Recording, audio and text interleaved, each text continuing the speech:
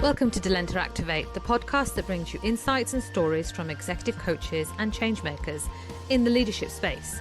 I'm your host, Dr. Naeema Pasha from Delenta, and I'm excited to share with you the latest trends, best practices, and innovations in coaching and leadership development. In this podcast, you'll hear from experts who successfully coach leaders and teams to achieve their goals and overcome challenges and transform their organizations. Whether you're a coach, a leader, or someone who wants to grow personally and professionally, this is the podcast for you. So tune in, get inspired, and activate your potential with Delenta Activate. Thank you so much, and welcome to this episode of Delenta Activate. And today on the podcast, I'm so pleased to introduce to you Sam Isaacson. Sam, if you looked at his profile on LinkedIn, which I encourage you to do, you'd see that he is described himself as a coaching consultant. He's founder of the CoachTech Collective, which we will discuss. He's chair of the coaching apprenticeship. Again, hopefully we'll discuss. He's also an author, incredibly, dad to 4 boys, and a lover of collaborative fiction and miniature wargaming, which I think also needs to be delved into. Thank you so much for coming, Sam. It's such a pleasure to have you on the podcast. Really good. Naeema, it's always lovely to see you. And so I'm really looking forward to this conversation. Thank you for having me. No, not at all. And I was going to actually, because I'm going to be honest, the first time I met you and we were working together in a coaching firm and you were part of the welcoming group and you were so welcoming and kind and it was just a real pleasure to have met you. But one of the things I know, if I may say, you were so intelligent. I was kind of like, oh, wow.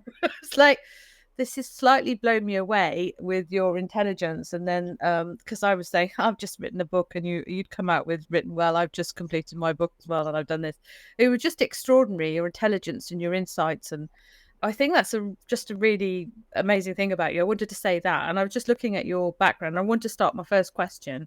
You did super well, super academically at school. And then you chose to do, and going back into my career kind of coaching kind of thing, but understanding, why did you choose to do creative music and technology when you did your undergraduate course? Yeah.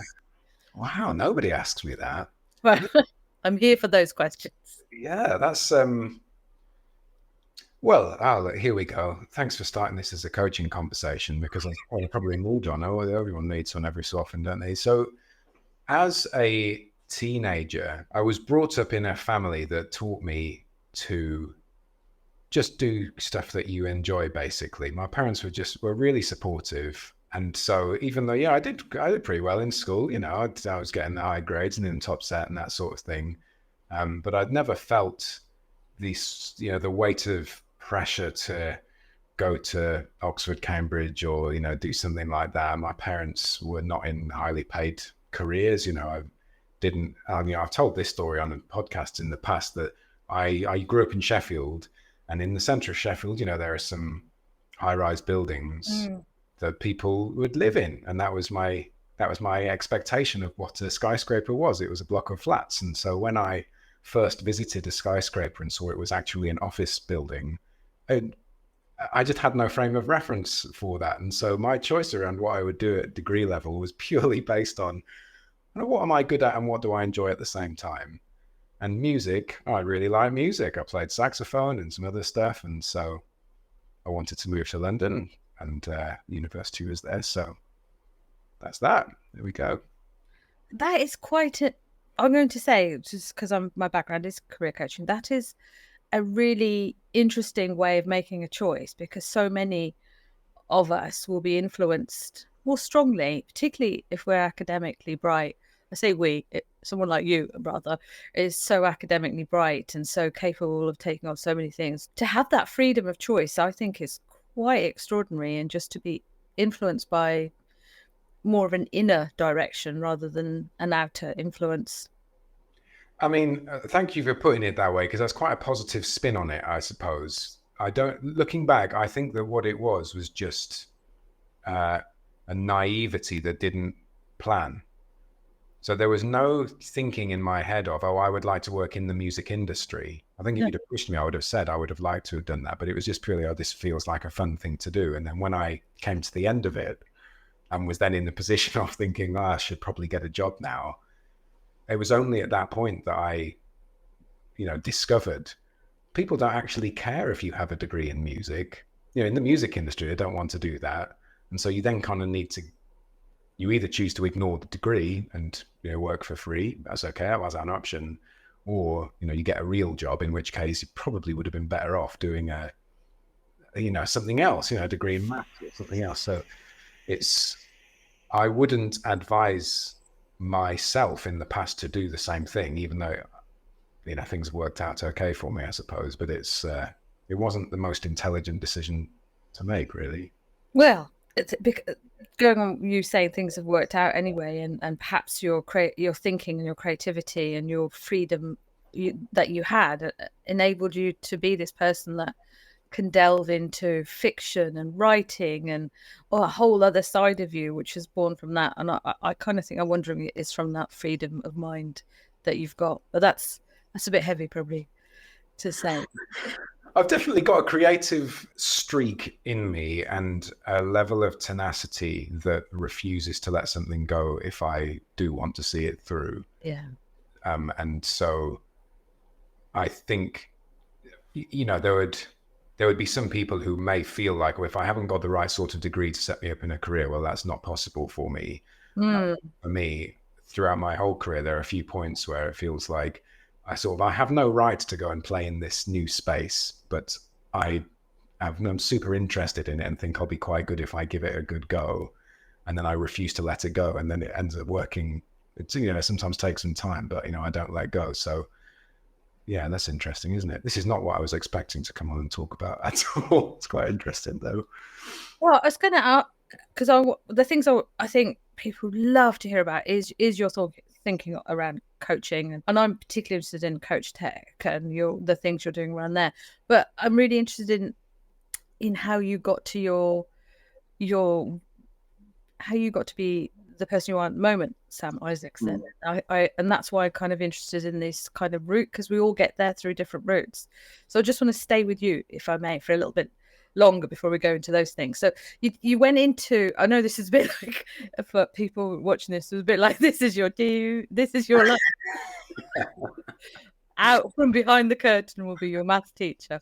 But no, what I was going to ask you is, you went from that and your career very much into working in financial services. Tell me a little bit about that before the Grant Thornton job where you were head of coaching. But tell me a bit about, you moved into financial. What was that like? And just talk us through that.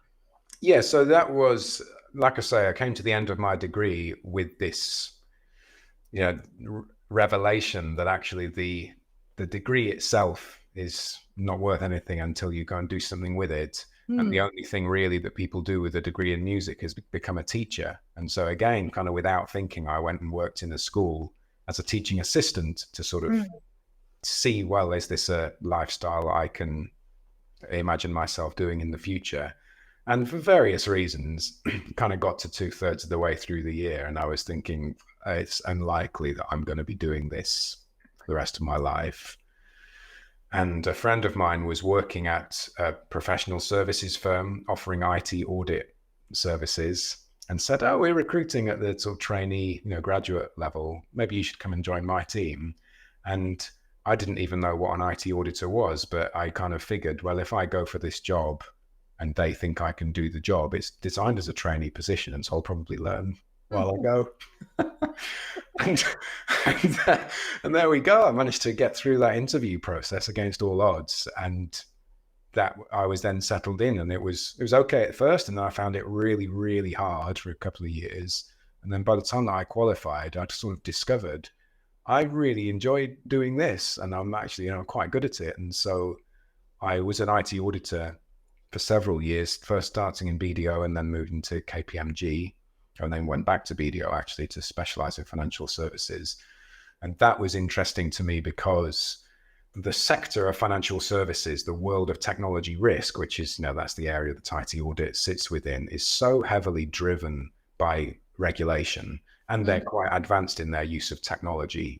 If they are adopting technology, they're 5 years ahead of most other sectors. And so it was a really interesting space to be in. And then actually, while I was there, my focus area ended up being around technology change risks, so digital transformation innovations, or how do you take people on a journey of even as something as simple as replacing one system with a new system. And actually, there's quite a lot in that experience, which is to do with psychology rather than technology and processes. And so that, I suppose, was the trigger where I started to step a little bit more into the world of coaching, although that didn't come into fruition until several years later. Why was it against the odds you getting chosen? Well, I have worked in those firms and then recruited people into those positions, and there are some, what would you call them, health checks that you do, just basic level. If somebody's going to be offered a job, they need to have certain criteria on their CV. And one of the key criteria are, do you understand what the job is and are you excited about doing it? And honestly, if you had asked me at any point in that process, how would you describe what this job is going to be? My honest answer would have been, I have got no idea.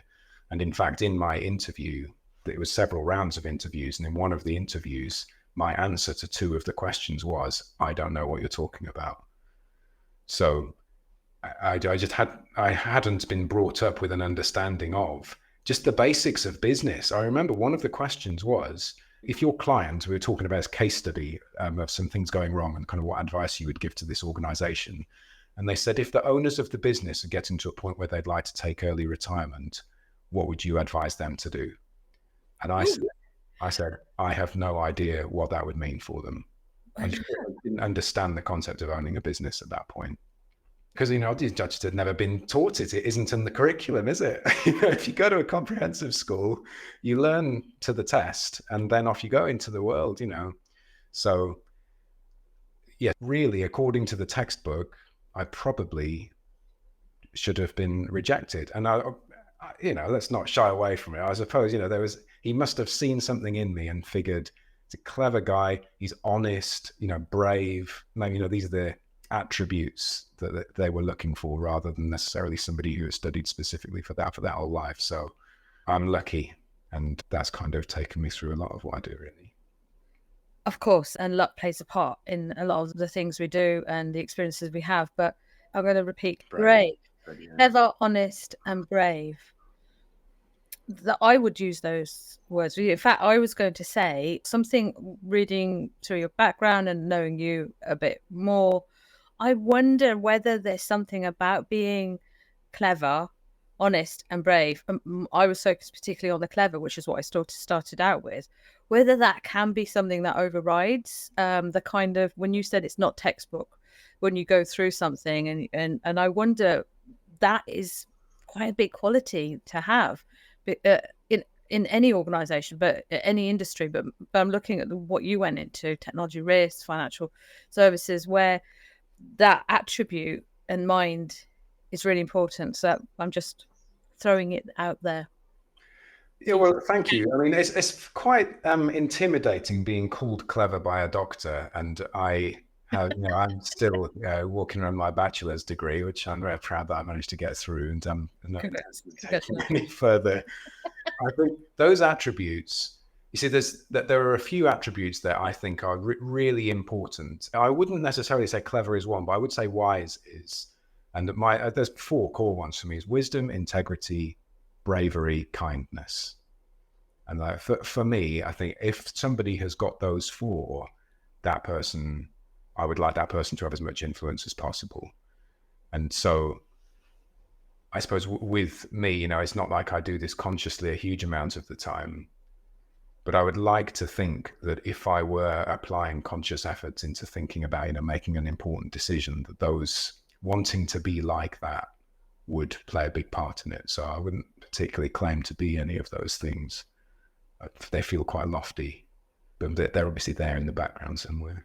Yes, and I can understand you say that, but I'm going to keep it there, perhaps not discuss it just at the moment, but I'm going to keep it there because it's something, through my experience as well, it's the application of those things and being able to, especially if you have a moral conscience, being able to, as you talk about bravery and honesty and transparency, particularly in industries, and you are able to apply it using maybe something like critical thinking, perhaps is something I think elevates certain people like yourself, I would say. And this is genuine. I do, and you've made me rethink about particular ways of being and approaching things as well. So this is just a commentary I say, and it's making me also think of how we apply our thinking and coaching as well, because of some of the attributes that you possess, Sam.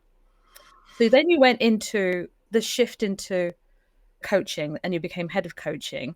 This is going to be really interesting for, I think, people listening and watching this. You were leading head of coaching for Grant Thornton. Were you a coach at that time? Oh, yeah. Yeah. I'd been a coach for several years by that point. And when I first joined Grant Thornton, in fact, the first way that I interacted with Grant Thornton was getting in touch with them cold, saying, I've seen some of the work that you're doing. They had a page on their website that was about leadership and culture. And I said, I think what you're doing is really exciting and I'd love to be a part of it. My thing is coaching. But at that point, I was quite, very immature coach. And we had a conversation or two. It didn't turn into anything. And then I ended up joining them in the world of IT audit, but I was quite transparent in that interview process that actually the thing that I'm quite interested in is leadership. And I think that coaching is something that makes sense in a professional services context. You're already delivering. So, it works within that business model. You're interacting with people at senior levels. Actually, they're often thinking things through and they're coming to the firm from a consulting perspective, and actually maybe slotting coaching in alongside that in a more non-directive style would be a really helpful thing to do. So I was convinced internally that this was a good idea commercially, but anything that's new and different in professional services, they're very risk averse. And so you need to go on a journey to discover that together. And it took me a couple of years when I was there to get myself settled in, to deliver the work, build up some trust, and then be given a little bit of space to sort of play. And then lots of other things happened. And I suppose the short version is I got lucky. And so I had a year to build that with a sponsor. And along that journey, I became the chair of the coaching apprenticeship. And so I sort of picked that up from the start and saw it through to being created and being signed off by government.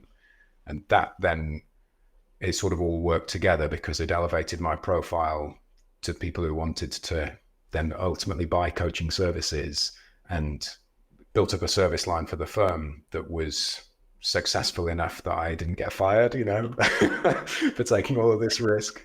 And so that was a really great thing to feel like I'd played a part in, and I feel like I've left a legacy there. They're still offering coaching now, and that's, I feel like I played a part in making that happen. So that's fantastic. Huge congratulations on that. You said you were a coach before, and so there's two questions I want to ask about, because you said I got very lucky. How did you make that luck happen, Sam? It was building relationships, and so that was the initial moment where I was told you've got some time to try to make this happen, was because I had a good relationship built on trust with somebody who could make that decision. So I hadn't actively engineered that, but it just kind of so happens that is where I found myself. However, within 2 weeks, I think, of me starting in this position working for him, he left the firm. So I was then left with no sponsor, having been told you've basically kind of got a year. Right. And so I lost my biggest cheerleader. I lost the person who was best connected into the market to be able to sell the service. And so actually, despite having been told you've got a year, actually it was sort of, well, you've got 2 weeks, and then maybe as long as anybody then doesn't tell you to do something different. And it was just luck. I was in a team at the firm that was extremely supportive, who basically said, it's not your fault that he's left. You had been made a promise, and so we're going to honor that as best we can. You're not going to get the same level of senior support that he would have given you, but that's the sort of the nature of things. So you go and do it. If after a year it hasn't worked, then I'm just taking from that the kind of relationship you need to bring, build that trust up, And then obviously the support structures around, if they're there, then you can continue. But you said you started off a really green coach. What's a green coach? Because a lot of people will be listening to this will be people who want to go into coaching, some seasoned coaches, but for people who are going into how would you describe a really green coach, or what were you like then when you were a green coach? Well, I think what it comes down to ultimately is not understanding the depth to which coaching can go. And actually, it's probably comes down to bravery. So my coach training, and it's no fault of the people who are training me, and it was based, purely on my mindset, I suppose, and worldview, that I got my qualification based on an understanding that to be a good coach meant that I concentrated very hard on listening to the other person, paid them lots of attention, and that is good. All this stuff's good. I was able to ask open questions, even under pressure, when actually naturally we want to ask closed questions. And I knew enough coaching models that I would be able to have half a dozen always on the go to be able to go, okay, a good next question is this. And that little combination isn't bad at all, but it isn't good enough to be a really great coach. It's good enough to have some coaching conversations. And so it would have been the wrong time for me to then go off and try delivering coaching commercially, because the quality of the coaching I would have been delivering wouldn't have been good enough. What makes a good coach? Is that too soon to ask that, for you to describe some of those elements? Well, I just think there's a lot of factors that play into it. So with a lot of people, actually, that sort of coaching is going to be absolutely fine. Let's say, actually, for the majority of people, that sort of coaching is going to be fine. Open questions, listening. Yeah, take me through the GROW model. The classic experience on a coach training program is, here's a piece of paper which has got GROW written on it and a bunch of questions assigned to each category. So sit down in pairs, and one of you ask the questions. Just pick them almost at random. Pick them from the first section, then the second section, then the third, and then the fourth, and just see what happens. And everybody comes back and goes, that's amazing, isn't it? It's really nice to listen to. I've worked through an issue that I've been thinking about for a while. It's really great. So that sort of coaching is helpful. But when you're coaching, this is a good example, actually. Earlier this week, I was coaching the COO of a company about his work-life balance. That was a thing that he had sort of picked out. And he was saying, if he stepped out of the business is in a state where it would just keep on running, but he is to grow it. And he was wrestling with this tension between, he would like to improve his work-life balance, but he can see that the more that he works, the more he achieves what he's in the business to achieve. And that is an important thing for him as well. And that you can't get there just by going, and what else do you think you could do? Like, it's not rational. There's something else that's going on, and you sort of need something that's a lot more that's transpersonal. There's some magic happening in that space that isn't as simple as, oh, well, I've just cracked out this coaching model and have memorized some good questions. There's something else going on.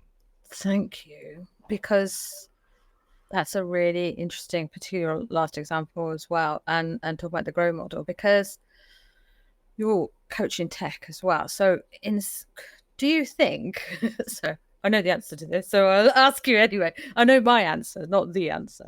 Do you think a lot of the success of a coaching experience is really in the mindset of the person, the experience and the mindset of the coachee?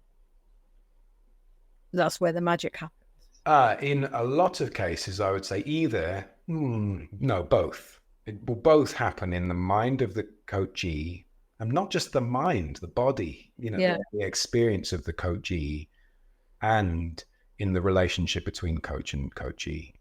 It is really important that a coachee comes into a session willing and eager to be coached. Sure. And if they're not, if the coach hasn't got the ability, and it's not purely down to them, it is in relationship. If the coach isn't able to get them to a point where they are now ready to be coached, there isn't going to be any positive kind of outcome from this conversation. It's down to the coachee deciding, I could think about that differently. I am going to choose to do something as a result of it. And actually, Like that example earlier this week's a really good example, because he came in and did that classic first coaching question. What would you like to talk about today? And he said, I've got no idea. What do you think we should talk about? And I said, well, it's not really down to me. We can work that out together. And it took us quite a bit of time for us to eventually get somewhere. But he was really keen to get something. And if he hadn't been, we wouldn't have gotten there. So it's really important. Yeah. I wonder, this is a question, as somebody who I truly admire in this field, I wonder whether if Eliza, the first coaching bot, developed in 1966, and then it's moved on to all these other things, but say even back then in 1966, the AI tech asked a question that is requiring reflection, and it can start at any time. If the person's not, if they go, I don't know what to talk about, and they go, it's fine, you don't need to talk about anything. You can talk about, and because it's responding and it's mimicking empathy, won't then in some of those, say a green coach, when we are in a green coaching space, when we're kind of raw at it, don't you think sometimes it's just the questions that needed to be asked and just the kind of reflections and the empathy, that empathetic responses to go, that's interesting, what do you mean by that, and what do you say, those kind of things. That creates all the mind, because it's all going on in the mind and the body, as you say, of the coachee, because they're going, oh yes, there was that time when my mum said this to me, oh there was that time when I left my job and this happened, and those things. Don't you think perhaps it's all, because it's all in the mind of coachee, the AI can take over from, except in those circumstances when it's really, it needs to transcend and be, to use your words, a bit of the magic. Yeah. So the first time that I really sort of grasped AI coaching is a really good idea, or can be, is in 2019. I got a call while I was at work saying that a member of my extended family had committed suicide, which was obviously a huge shock. And if anyone listening to this has ever experienced that, it's indescribable. So I immediately got in a taxi and was on the way home. And I thought, I've got to go back to the family at home. And I just don't know what to do. I don't know what to think. And I knew that you were able to find the Eliza code online. And so on my phone, I brought up a browser and found Eliza, and I said, to this machine, and it's so basic, really. Yeah. I just said, well, this is what I'm going through. And, it came back with some non-directive questions, not particularly clever questions, basically just, oh, what do you mean by that? Oh, what else then? We sure, that was enough, because I was just in such a mood to, I want to think this through. It isn't enough for me just to sit and what off the white thing. So, yeah, so to be asked those questions helped to trigger the right, brainwave activity to help me to feel like I had then gotten myself better prepared. And the way that AI has developed over the last few years, the ability to then build in, a very simple grow model, to be able to build in a very simple grow model that gives you the illusion of a free-flowing conversation and takes you through the experience of having a coaching model done to you. I would say it's just as good, if not better, than I was as a foundation level coach, because it does those three things I was saying, listening, open questions, following a model. It does them, and does them a lot better than I did.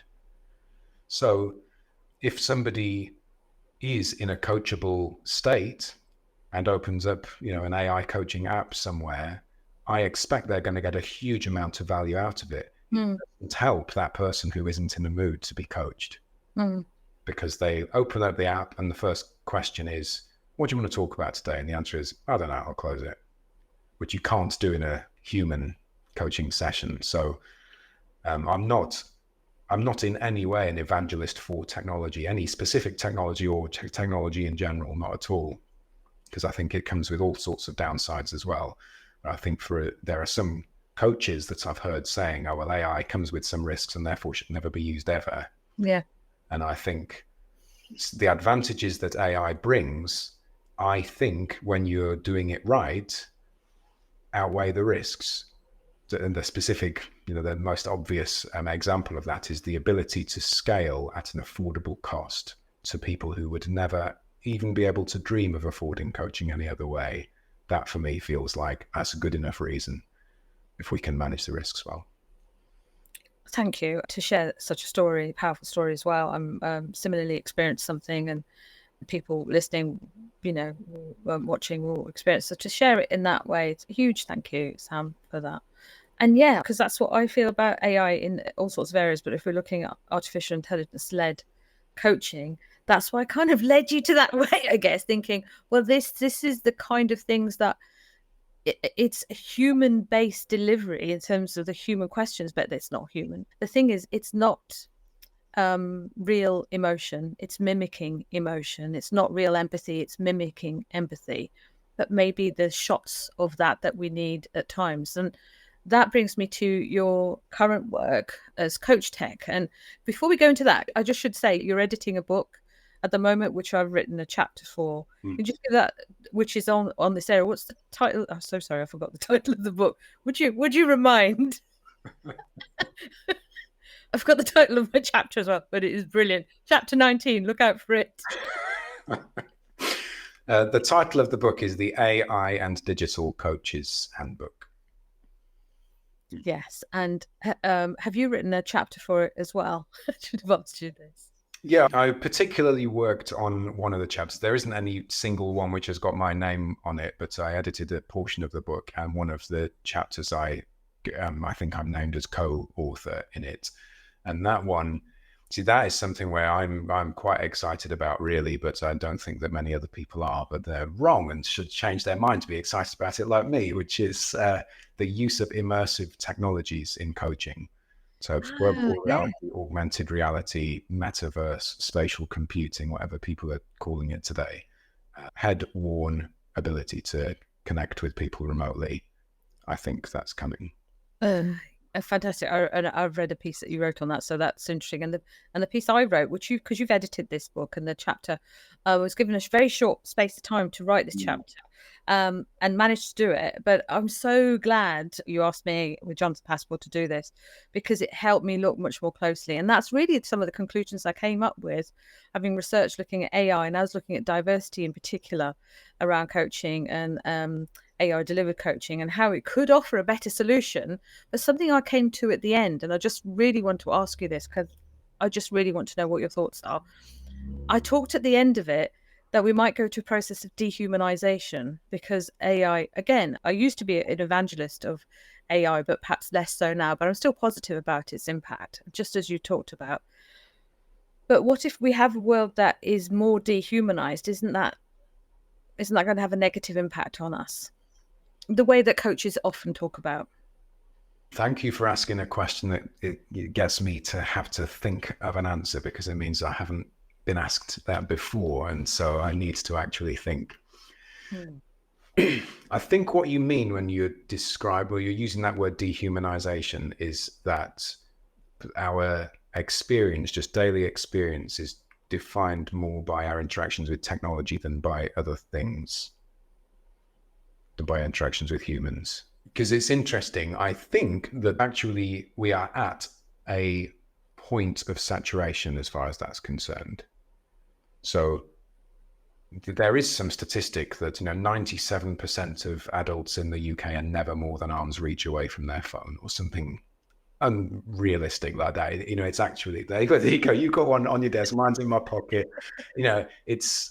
And we're interacting through a piece of technology. It feels impossible to imagine a world in which technology does not form a core part of our day-to-day today. And so,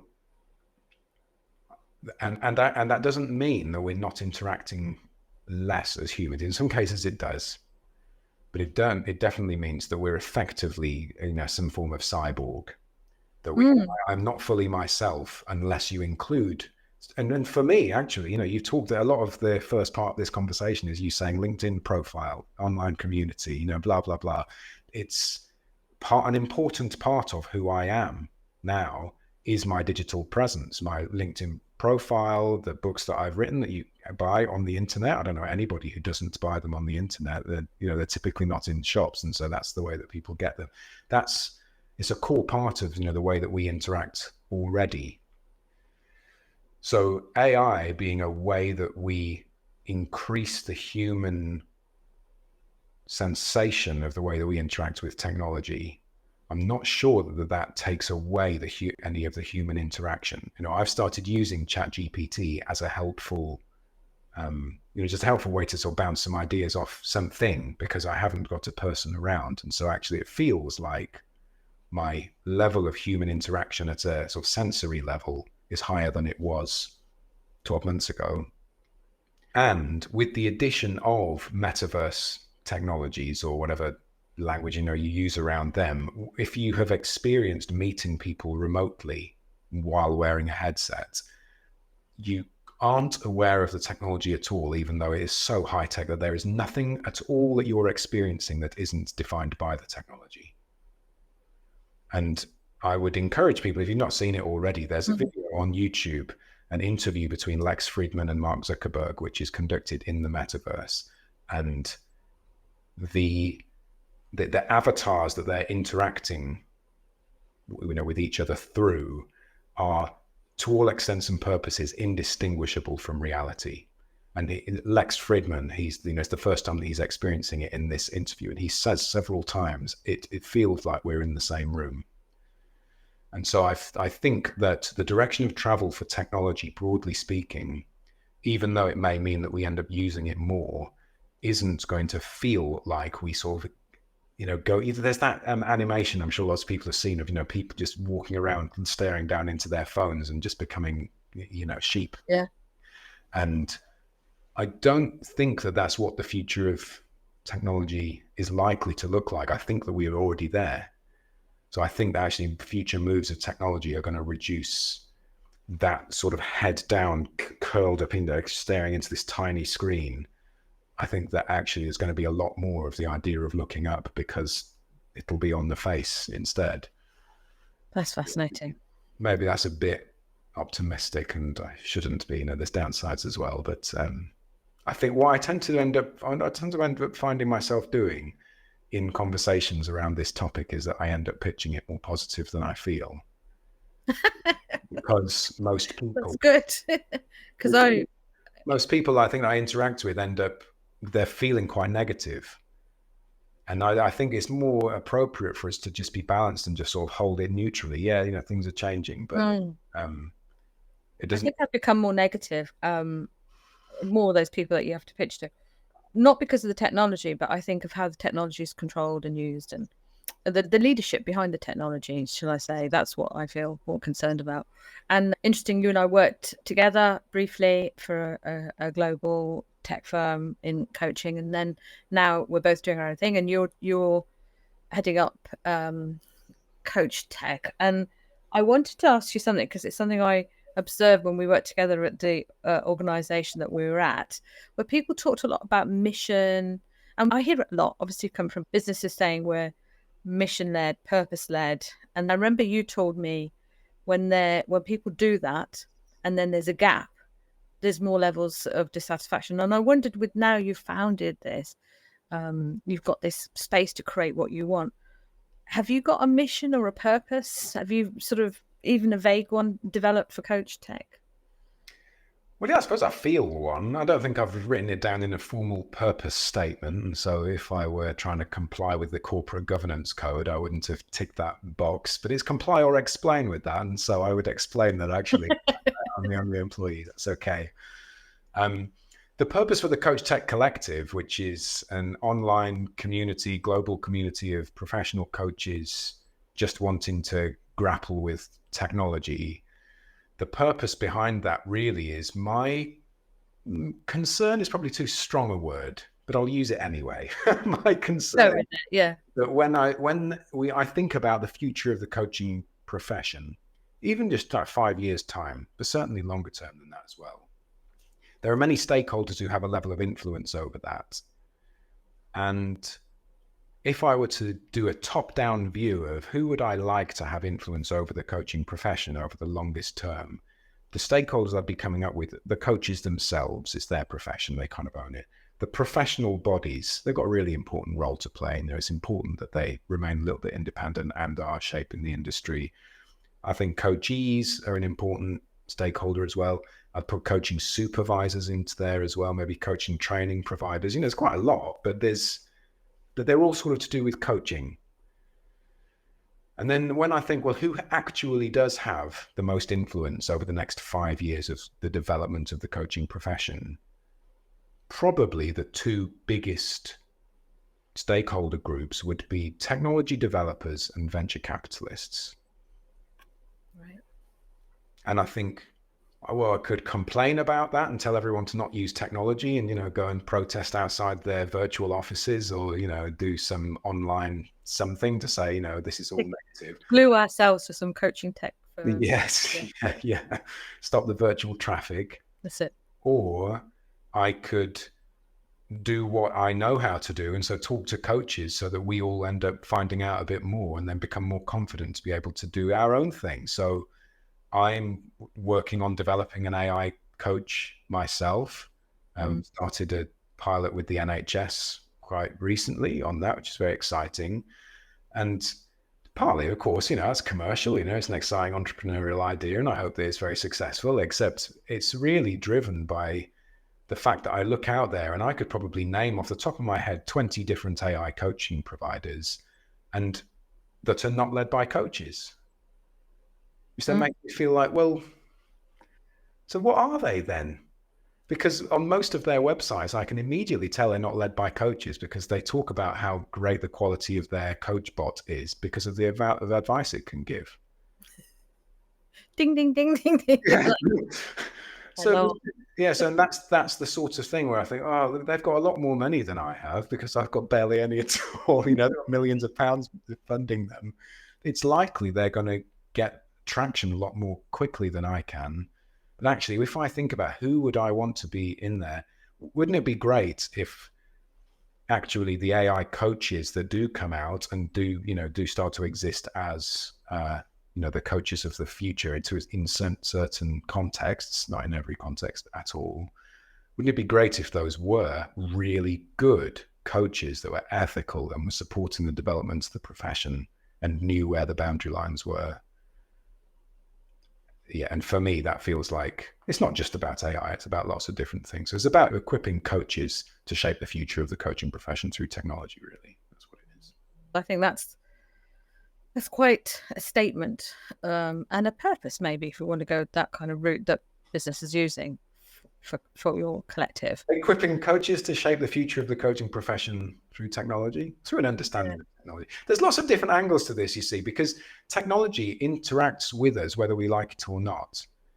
And often we're just not aware of it until it goes wrong. And when technology goes wrong, then it has an impact on things. And so, where a lot of us are delivering coaching through video, and we all have experienced being on Zoom or Teams or whatever it happens to be, and our internet connection is unstable. And so we can't hear what the other person says, or there's a lag. And so we don't respond in an empathetic way to what they've said, or it just cuts out altogether and it looks like we've hung up on them. There are so many downsides. There's somebody I was working with recently where he was coaching somebody and he just had a power cut and so then couldn't get back. When we think that stuff through, then we're able to anticipate what could go wrong and then mitigate those risks by thinking, okay, anytime I'm using Zoom, I'm always going to have the person's phone number ready. That's going to be my first question. What's your phone number in case we get cut off? Because if we do, I need to be able to instantly go to a backup that is just a little bit more reliable. We're just going to be able to continue the conversation. So I feel like I'm talking a lot. Oh, that's not the usual way, isn't it, for coaching? But I think you've given us some really interesting facts. You talk about us perhaps coaches becoming almost cyborg-like because of the integration of technology and what we're doing because it's already here. the empathy around the kind of way we could progress technology and use it differently. And also this future about how coaches perhaps more confidently can come in to start shaping this new stage, which is what you're doing with this collective. And that's a hugely positive thing, isn't it? And, because technology does feel, it's like people who are like myself, probably a bit scared of maths, for example, when I was at school, thinking I'm not going to go to the maths club because they won't want me. So it's a bit like steering clear. So people think, I'm not sure about technology, or make a joke about the tech. So I think, are putting breadcrumbs down, virtual breadcrumbs down, that we can then follow and feel more confident in where we're going. And thank you for having this sort of confidence, and perhaps even if you don't feel it completely inside, but a more positive view of how we can embrace technology in the coaching industry. I think that's really good, Sam. Well, thank you. I think it comes from the experience of having worked with coaches who then, when they step into the technology, they realize, oh, this is better actually, isn't it? So it was the CoachTech Collective. We have a monthly gathering, and we did that yesterday. And one of the things that we did together was experiment by playing with a piece of technology. We do this every month, a different piece each month. And the one we did yesterday was an avatar-based meeting tool. So we went to this virtual sort of studio loft space, and we interacted with each other as avatars, walking around the place. And in some ways, it was absolute chaos. We just became toddlers, and people were picking up balls of virtual paper and throwing them at each other. And it was wearing silly hats and all kinds of unhelpful things. It's not very good for us to be doing if we're professionals. And at the same time, when we sort of sat around this virtual table looking at each other at the end, the general sense was, this is a really exciting way to inject some life into a coaching session. If we're sort of getting stuck in a conversation, actually sitting, trying to have a conversation with somebody, and we're getting a bit stuck, and so inviting them to pick up a virtual piece of paper and chuck it and just see if they can get it into the bin. And it's a silly thing to do, and at the same time, suddenly it unlocks creativity with a conversation that was previously stuck. Isn't that fun? And when we're open to it, then we can sort of discover that. So yeah, pushes us out. Sam, we've come to the end of time, and it's flown by, certainly for me. And I just want to say thank you. And especially I want to say thank you for bringing your honesty, your bravery, and your intelligence to this conversation. And thank you for everything that you do in the coaching space. You're very kind, and it's lovely to spend the time with you. So thank you for having me.